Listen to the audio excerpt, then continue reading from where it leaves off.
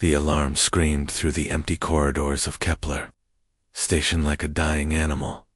Dr. Kim Hannah ran her fingers through her black hair and stared at the strange signal flickering across her computer screen.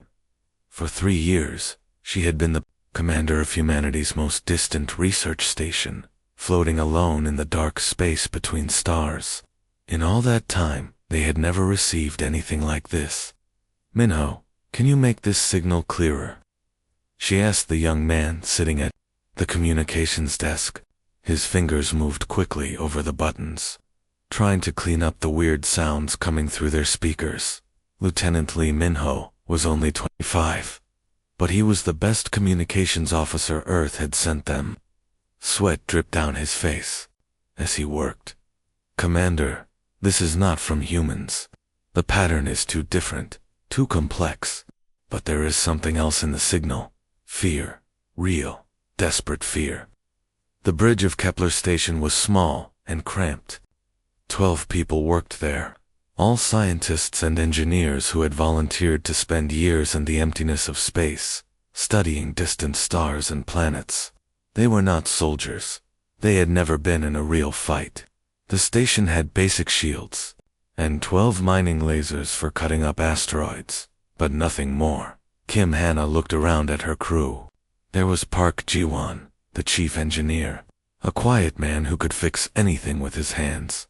Dr. Choi Yuna studied alien plants and animals, though they had never found any real aliens before. Song Ji-hoon was their security chief, an older man, who had been a soldier once, long ago. The others were all young scientists, brave enough to live at the edge of known space, but not trained for war. "What does the message say?"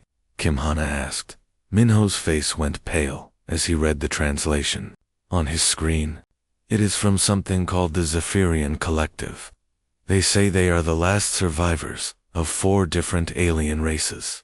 They are on a huge ship called Sanctuary, and something is hunting them. Something called the Voidborn." The bridge went completely quiet, except for the hum of the station's engines.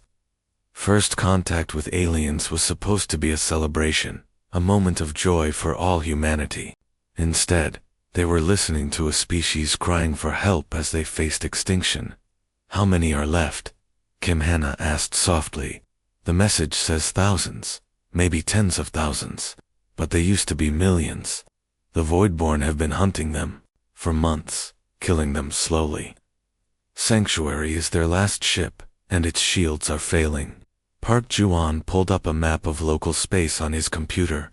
"Commander, if their coordinates are correct, they are only 6 hours away at maximum speed. But..." He paused, looking worried. "Earth Command will never approve a rescue mission. We are supposed to study stars, not fight aliens." Kim Hannah stood up from her chair. She was not a tall woman, but when she spoke, everyone listened. "Earth Command is weeks away by communication.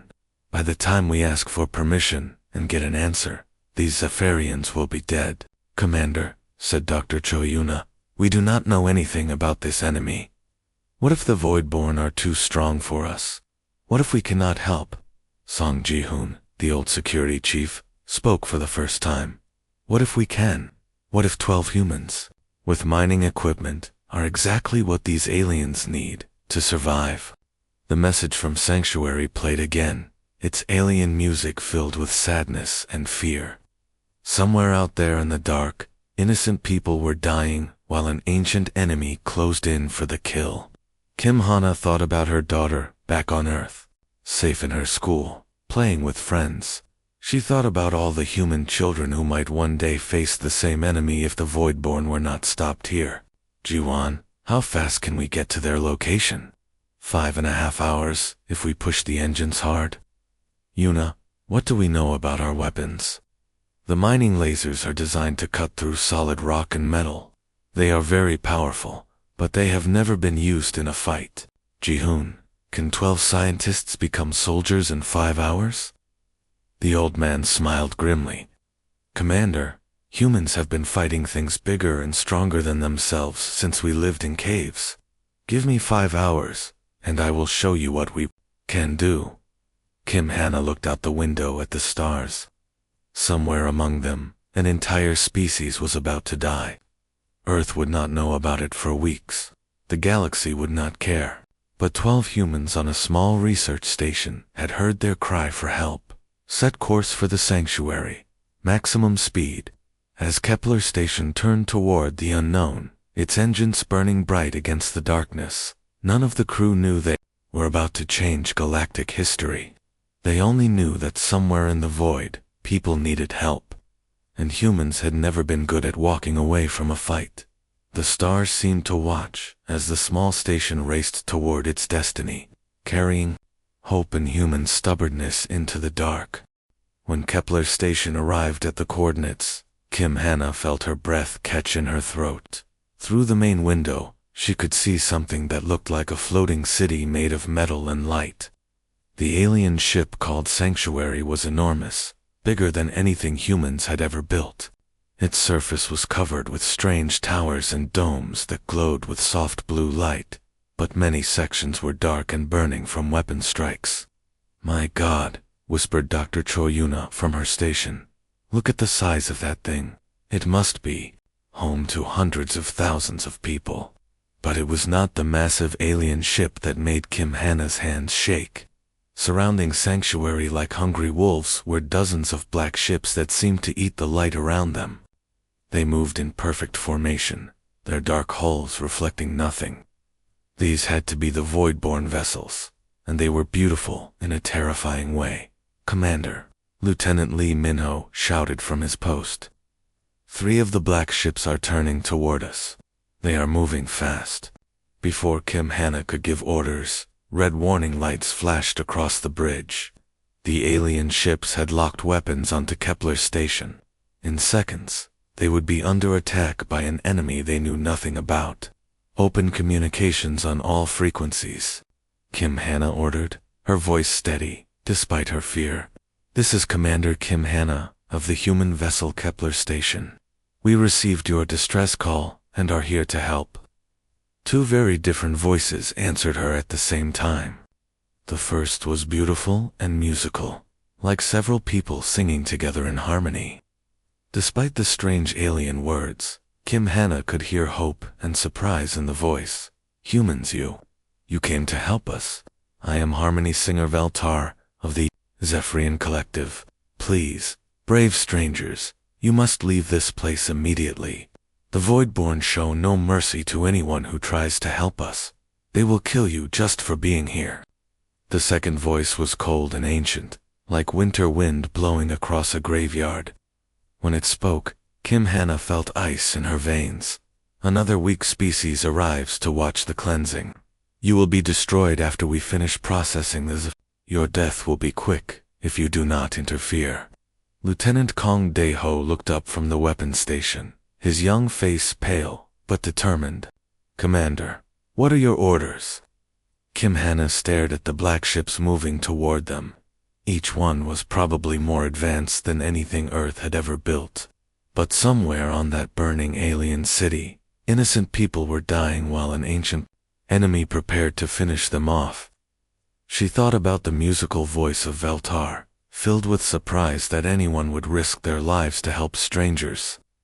"Target their lead ship," she said calmly. "Mining laser array, full power. Let's see how their shields handled tools designed to cut through asteroids." "Commander, are you sure?" asked Park Ji-won from engineering.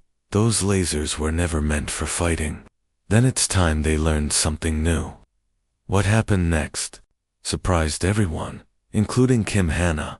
The mining lasers, designed to slice through solid rock in space, cut through the Voidborn ship's shields like they were made of paper.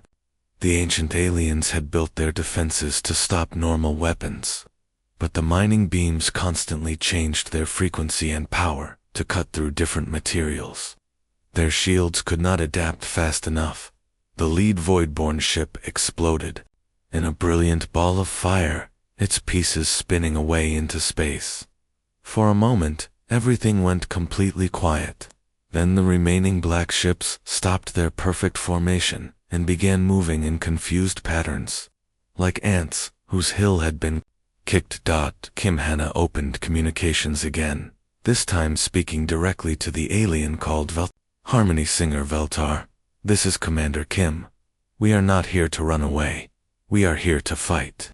Are you ready to learn how humans wage war? Through the communication channel, she could hear excited alien voices talking quickly in their musical language. When Veltar spoke again, there was something new in the voice, something that sounded like hope. Commander Kim, we are a peaceful people. We have never fought a real war. Our weapons are designed for defense only. We do not know how to attack, how to hunt enemies like they hunt us. Then it's time you learned, Kim Hannah replied. We may only be 12 humans with mining equipment, but we know how to fight things bigger than us. We have been doing it our whole lives. On the screen, she could see more void-born ships changing course, abandoning their slow, careful hunt around Sanctuary to focus on the small human station. The ancient enemy had ruled the galaxy for thousands of years, destroying any species they considered weak. They had never faced anything like humans before. All stations, prepare for combat, Kim Hannah announced to her crew. Giwan, I want every mining tool we have ready to become a weapon. Gi-hoon, it's time to show these ancient bullies what happens when they pick on our friends. As the black ships closed in, Kim Hannah smiled. The Voidborn had made their first mistake in 1,000 years. They had made humanity angry. The next day changed everything aboard the massive alien ship Sanctuary. In what used to be a peaceful garden where the Zephyrians grew their food, humans and aliens now worked together to learn the art of war. The large room was filled with strange alien plants, but now it also had weapon displays and tactical maps covering every wall. Chief Security Officer Song Ji-hoon moved slowly between groups of alien volunteers, his weathered face patient as he tried to explain ideas that seemed impossible to their peaceful minds. The aliens looked so different from each other that Kim Hannah still felt amazed every time she saw them together. The Velinari were tall and thin, with skin that seemed to glow from inside. They could speak to each other with their minds, but this also meant they felt each other's pain. The idea of causing hurt to anyone made them physically sick. The Krathen had 6 arms and moved like spiders, their large black eyes always studying everything around them. They were the engineers and scientists of the group, and they understood war like a math problem. But they had no experience actually fighting. The Borthok were short and strong, with skin that looked like gray stone. They were the builders and workers, and Song Ji-hoon could see that they would be natural soldiers if they could learn to think like warriors instead of protectors. The Quillins looked like large insects walking on 2 legs. They shared a group mind, so when one learned something, they all learned it instantly. This made them fast learners, but they had trouble understanding why anyone would fight alone. Listen carefully, Song Ji-hoon said to a mixed group of all. For species, the most important rule of staying alive in a fight is not to avoid getting hurt. It is to make sure your enemy gets hurt worse than you do. A young Velinari named Silwyn raised her glowing hand. But Teacher Song, if we hurt the Voidborn, are we not becoming like them? How do we stay good people if we do bad things? Song Ji-hoon sat down on a crate to be at eye level with the smaller aliens. That is a smart question. The difference is why you fight. The Voidborn fight to destroy and control. You fight to protect and save lives. The action might look the same, but the heart behind it is completely different. In another part of Sanctuary, Engineer Park Ji-won worked with Krathen technicians in a laboratory filled with pieces of destroyed Voidborn ships. The black metal seemed to absorb light, and it was covered with symbols that hurt human eyes to look at directly. This is incredible, said Zixstar, a Krathen engineer with bright blue markings on his shell. Their technology is so old that it has become like a religion to them. They never change it, because they believe it is perfect.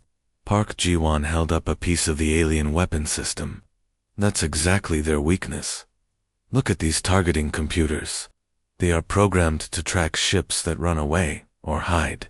But what happens when a ship attacks directly instead of running? The Krathen's large eyes grew even wider. The system would not know how to respond. It would be like a calculator trying to understand music. Meanwhile, communications specialist Yoon Siala had made an even more important discovery. She sat at her station, surrounded by displays showing void-born attack patterns from hundreds of battles over thousands of years. "Commander," she called to Kim Hannah, her voice excited. "I've been studying how they fight. Look at this data from the Zephyrian historical records. Every single battle, they attack from the same directions, use the same formations, even send the same number of ships. It's like they're following instructions written millions of years ago and never changed them." Kim Hannah studied the patterns on the screen. So they're not just old, they're stuck in the past. They expect every fight to be the same as every other fight they've ever won. Exactly. They've been so successful for so long that they stopped learning new ways to fight. They just repeat the same tactics over and over. This discovery changed how the humans trained their new alien allies. Instead of teaching them to fight like human soldiers, they taught them to fight like humans unpredictably, creatively, and with a willingness to try things that had never been done before. The breakthrough came during the first real test. The Voidborn launched what should have been a simple attack on Sanctuary's weakest section. Instead of finding helpless victims, they found mining drones that had been turned into flying bombs, garden sprinklers that shot acid instead of water, and peaceful Zephyrians fighting with a desperate courage they never knew they possessed. The harmony singer who had first contacted the humans, led a group of mixed species in defending the ship's power core. When Song Ji-hoon found her afterward, her glowing skin was dim with exhaustion, but her eyes were bright with something new. "Teacher Song," she said, "I understand now. We are not becoming monsters by fighting back. We are becoming something we never were before, free." When the smoke cleared from that first real battle, 12 Voidborn hunter ships had been destroyed, and the ancient enemy found themselves facing something they had never encountered in thousands of years of conquest: prey that refused to be prey. The space around Sanctuary suddenly filled with shadows as massive ships appeared from nowhere. These were not the sleek black hunters that the humans and Zephyrians had been fighting. These new ships were enormous pyramids made of dark metal, each one the size of a small moon. Their surfaces were covered with weapons that glowed with deadly red light. "Dear God," whispered Dr. Choi Yuna as she stared at the sensor readings. "Commander, these new ships are 50 times larger than our station. The energy readings are off the charts." The voice that came through the communication system was different from the cold hunter ships they had faced before. This voice was ancient beyond measure, heavy with the weight of countless destroyed worlds. "I am the architect of final darkness, commander of the cleansing fleet. Your resistance ends now. These small victories against our scouts mean nothing. Witness the power that has ended 1,000 civilizations." Kim Hannah felt her heart sink as she watched the massive pyramid ships position themselves around both Sanctuary and Kepler Station. Each one of those giant vessels could destroy them in seconds. All their clever tactics and brave fighting had only made their enemies angry enough to bring their real weapons. But Dr. Choi Yuna was studying the enemy formations with the careful eye of a scientist who had spent years watching alien behavior patterns. Something she saw made her sit up straight with excitement. "Commander, look at how they are positioned. Look at their approach vectors and formation spacing." She pointed at her screen, which showed the pyramid ships arranged in a perfect geometric pattern around their targets. Kim Hannah studied the display. They looked organized, very organized, more than organized. They are identical to attack formations I found in 1,000-year-old Zephyrian historical records. "Commander, these ships are using exactly the same tactics they used a millennium ago. They have not changed their methods in all that time. Park Ji-won looked up from his engineering station, his face thoughtful. If they have been winning for thousands of years using the same methods, why would they need to change? Because, said Kim Hannah slowly, understanding beginning to dawn in her mind, they have never faced an enemy that forced them to change. What if we could take away their biggest advantage? What advantage is that? Asked Lieutenant Kang Dae-ho. Their perfect aim. These ancient weapon systems are probably incredibly accurate because they have had millions of years to perfect their targeting. But what if we could make them fight blind? The plan that Kim Hannah and her crew developed over the next few hours was so dangerous that even Song Ji-hoon, the old soldier, called it insane. They would use the Zephyrian's harmonic technology, which could create beautiful music across space, and combine it with human chaos theory to build a massive interference field. Medical officer Wang Min-jae was the first to point out the obvious problem. Commander, if we create a field that blocks their sensors, it will block ours too. We will all be fighting blind.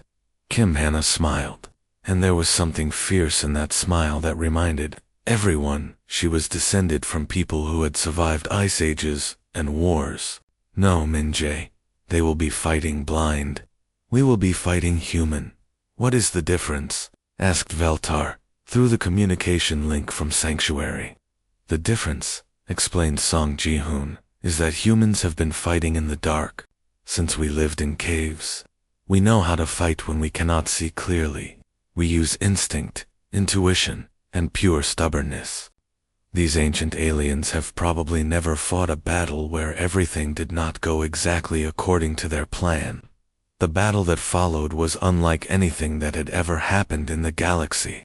When the interference field activated, all the advanced sensors and targeting systems on both sides went completely dead. The pyramid ships, which had relied on perfect information for millions of years, suddenly found themselves as confused as newborn babies. But the humans and their Zephyrian allies were ready.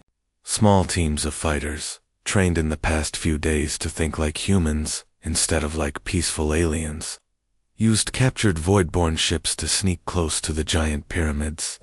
Their mission was simple, but nearly impossible. Get inside the enemy ships and destroy them from within. Navigator Im Junho coordinated the most complex space battle in history using nothing but human intuition and radio contact with the fighter teams. Blue team, there should be a docking port on your pyramid's lower left side. Green team, watch out for defensive turrets. They are firing randomly, but they can still kill you. The Zephyrians, who had spent the past few days learning human tactics, fought with a combination of their alien abilities and human determination that surprised everyone. Veltar led a boarding party of mixed species onto one of the pyramid ships, using her telepathic powers to coordinate attacks, while fighting with a metal bar like a human street fighter. When the interference field finally collapsed and the stars became visible again, 3 of the massive pyramid ships were drifting dead in space, their ancient systems destroyed by an enemy their builders had never imagined could exist. But the largest pyramid, the command ship of the architect of final darkness, was still active and very angry. The voice that came from the enormous command ship was filled with rage and confusion. The architect of final darkness had watched 3 of his most powerful vessels die, destroyed by creatures he had dismissed as insignificant. For the first time in millions of years, the ancient alien felt something he had forgotten existed: doubt. I am the architect of final darkness, destroyer of 1,000,000 worlds, herald of the great cleansing. In all my eons of existence, no inferior species has dared to strike at our sacred vessels. You will explain this impossibility before I erase you from the universe. Kim Hannah stood alone on the bridge of Kepler Station, looking through the main window at the massive pyramid ship approaching them. It was so large that it blocked out the stars, its surface covered with weapons that could turn planets into dust. Around her, her crew worked frantically at their stations, but she could see the fear in their eyes. This was the final moment. They would either save the Zephyrians or die trying. Through another window, she could see Sanctuary positioning itself next to the small human station. The alien city ship was battered and burning in dozens of places, but it had moved to stand beside the humans who had come to help them. Two very different ships, built by species that had never met until a few days ago, now faced an enemy older than both their civilizations combined. "This is Commander Kim Hanna, representing humanity and our Zephyrian allies," she replied, her voice calm and steady despite the fear in her heart. "You want to know what happened? You spent so long being the biggest predators in the galaxy that you forgot something important. We are not prey animals running from you. We are humans, and humans have spent their entire history learning how to fight things that are bigger and stronger than we are." The battle that followed was the most desperate fight in the history of the galaxy. The Architect's command ship unleashed weapons that had burned entire star systems, beams of energy that could crack moons in half. But the combined human and Zephyrian fleet met this ancient power with something the Voidborn had never faced before: pure human stubbornness mixed with alien courage. Mining vessels that had been built to dig up asteroids now rammed themselves into the pyramid ship's weapon ports. Small fighter craft piloted by Zephyrians, who had learned human tactics, conducted suicide attacks against the enemy's shield generators, and Sanctuary itself, guided by human battle plans and alien technology working together, performed impossible maneuvers for a ship of its enormous size. Veltar, the harmony singer who had first called for help, now led mixed teams of all four Zephyrian species in boarding the enemy command ship. Her telepathic powers let her coordinate attacks while she fought hand-to-hand with ancient Voidborn soldiers, using nothing but a metal pipe and human fighting techniques that Song Ji-hoon had taught her.